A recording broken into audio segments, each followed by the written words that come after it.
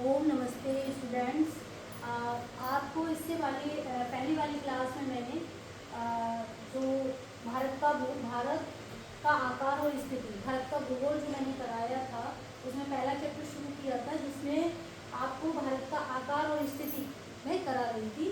उस वीडियो में मैंने आपसे कहा था कि जो इसका रेस्ट ऑफ द पार्ट रह जाएगा मैं उसे नेक्स्ट वीडियो में कराऊंगी।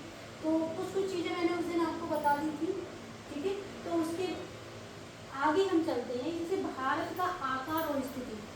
लास्ट टाइम भी मैंने बताया था कि कहाँ कैसा आकार है, कितना बड़ा है, कितनी लंबाई है, उत्तर से लेके दक्षिण तक और पश्चिम से लेके पूर्व तक, या कहाँ लोकेटेड है। तो भारत कहाँ है? दक्षिण एशिया में लोकेटेड। तो मैं रिपीट नहीं करना चाहूँगी, टू द पॉइंट आना चाहूँगी। क्षेत्र जो क्वेश्चंस यहाँ से आते हैं और इनफैक्ट जो कॉम्पिटिटिव टाइप के क्वेश्चंस भी हैं, हमारी बहुत सारी प्रतिस्पर्धात्मक जो परीक्षाएं होती हैं उनमें ये आते हैं। क्षेत्रफल में भारत से बड़े देश, ये आपका क्वेश्चन भी है 9th क्लास की, ये जो NCERT है उसमें भी है कि क्षेत्रफल में भारत से बड़े देश रूस, कनाडा, संयुक्त राज्य अमेरिका, चीन, ब्राजील, ऑस्ट्रेलिया, देन 7वां भारत का स्थान है। तो इसका क्रम भी पूछ लिया जाता है, इनके नाम भी पूछ लिए जाते हैं। आप लोगों को इनके नाम याद रखने हैं कि भारत से बड़े 6 कौन से क्षेत्रफल के हिसाब से कौन से 6 बड़े देश हैं। आप देखिए नेक्स्ट है आपका कि भारत के पड़ोसी देश कौन कौन से। भारत के बारे में हम पढ़ रहे हैं तो हमें उसके नेबर्स कंट्री भी पढ़ने पड़ेगी। तो पाकिस्तान, अफगानिस्तान, चीन, नेपाल, भूटान, बांग्लादेश, म्यांमार, श्रीलंका और मालदीव इसके पड़ोसी देश हैं। देखिए किसी न किसी तरह से इसकी सीमाएं इन सबसे मिलती हैं।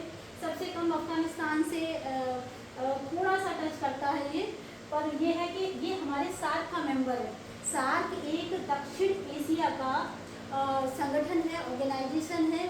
पहले ये इसका मेंबर नहीं था, मगर 2008 से अफगानिस्तान को इसका सदस्य बना लिया गया है। दक्षिण का अभी नहीं, आप आगे जब भी 11th और 12th में जाएंगे तब इसके बारे में पढ़ेंगे, तो इसलिए बताना ज़्यादा ज़रूरी नहीं है।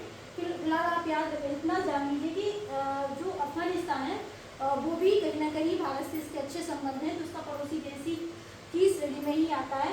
तो पाकिस्तान, अफगानिस्तान, चीन, नेपाल, भूटान, बांग्लादेश, म्यांमार और श्रीलंका, मालदीव। एक बार हम इसे ग्लोब पे देखने की कोशिश करते हैं। तो देखिए ये है भारत, ठीक है, ये भारत है और हम पढ़ रहे हैं भारत के पड़ोसी देश। तो आप देखिए ये भारत के पश्चिम में अरब सागर है और इसके पूर्व में बंगाल की खाड़ी है। ये भी आपको पता होना चाहिए कि भारत के पश्चिम में कौन सी वाटर बॉडी है, पानी का या जल का कौन सा स्रोत है। और दूसरा इसका जो है भारत के पूर्व में क्या है, बंगाल की खाड़ी। तो अब अभी हम पड़ोसी देश के बारे में बातें करें। देखिए पाकिस्तान ये भारत के जस्ट उत्तर पश्चिम में बैठा हुआ है और पाकिस्तान से थोड़ा सा उत्तर में जाएंगे तब अफगानिस्तान आपको दिखाई देगा।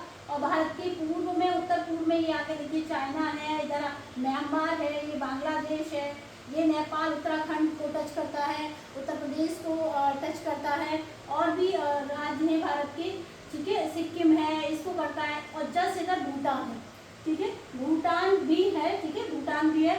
और इधर ही आप देखेंगे श्रीलंका, ये छोटा सा ये दिखाई दे रहा है, जो कि गल्फ ऑफ मन्नार की खाड़ी के द्वारा ये पृथक भी होता है और जुड़ता भी है, ठीक है। तो यहाँ पर 2 वे पाई जाती हैं जिन्हें हम बाद में जानेंगे, फिलहाल ये काम की नहीं है आपके। और ये श्रीलंका है, ये मालदीव है, तो ये भी भारत का पड़ोसी देश है।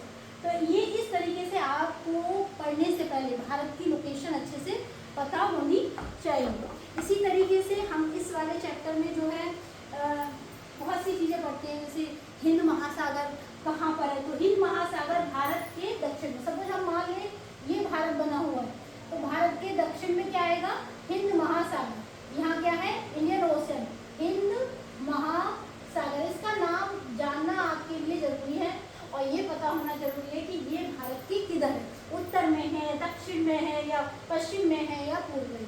तो हिंद महासागर भारत के दक्षिण में स्थित है, ये आपको पता होना चाहिए। बस ये हम एग्जाम्पल के लिए बना रहे हैं। ये जो हमने बनाया है, मान लीजिए ये भारत है और ये भारत के दक्षिण में हिंद महासागर। यहाँ बंगाल की खाड़ी है, क्या है, बंगाल की खाड़ी।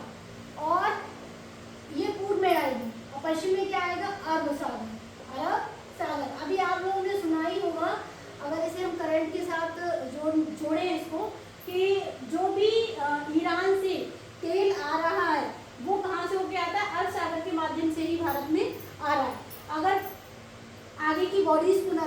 बॉडीज को ना देखें तो यहीं से। फिलहाल आपके लिए जो जानना जरूरी है वो अरब सागर, चूंकि ये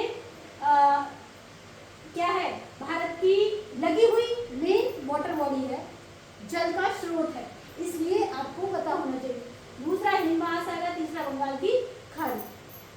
तो इस तरीके से ये भारत की लोकेशन बैठती है। अच्छा, भारत किन अक्षांशों के बीच स्थित है?